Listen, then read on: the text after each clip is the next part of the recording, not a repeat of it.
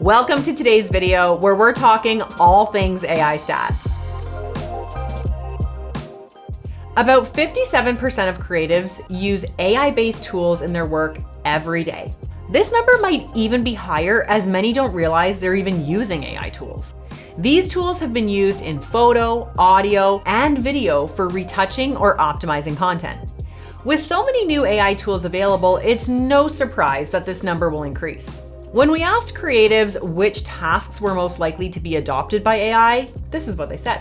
Audio transcription, photo editing, social media publishing, and audio editing were all tasks that were most likely to be used. Now, the least likely to be adopted by AI are video production, brand development, and strategic content planning. Many believe that AI will actually create new job opportunities, and over 75% believe it can enhance human creativity. What are your thoughts on these stats? Leave a comment below and don't forget, subscribe for more content.